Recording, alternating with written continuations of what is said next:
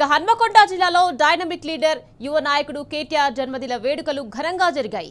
కాజీపేట చౌరస్తాలో బీఆర్ఎస్ శ్రేణులతో కలిసి మాజీ చీఫ్ విప్ దాస్యం వినయ్ భాస్కర్ కేక్ కట్ చేసి శుభాకాంక్షలు తెలిపారు.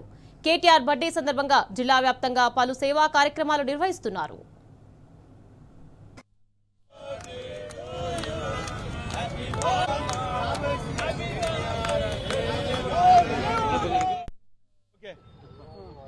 ఈరోజు బీఆర్ఎస్ పార్టీ వర్కింగ్ ప్రెసిడెంట్, యువతకు స్ఫూర్తినిచ్చే యువ నేత శ్రీ కల్వకుంట్ల తారక రామారావు గారి జన్మదినాన్ని పురస్కరించుకొని రాష్ట్ర వ్యాప్తంగా అనేక ప్రాంతాలలో వారి జన్మదినాన్ని ఘనంగా వైభవంగా సామాజిక సేవలో అనేక మంది లక్షలాది మంది తెలంగాణ వాదులు జరుపుతున్నటువంటి శుభ సందర్భంలో ఈ చారిత్రాత్మకమైన నగరంలో కూడా ఈ ట్రై సిటీస్లో ఈ ముఖద్వారమైనటువంటి కాజ్పేట్ ప్రాంతం నుంచి నగరంలో అనేక ప్రాంతాలలో మా యువ మిత్రులు తెలంగాణ వాదులు ఘనంగా వైభవంగా వారి జన్మదినాన్ని అనేక సామాజిక సేవా కార్యక్రమాలు, ఇటు చెట్లు నాటడం, పండ్ల పంపిణీ, అదేవిధంగా అసంఘటిత రంగంలో ఉన్నటువంటి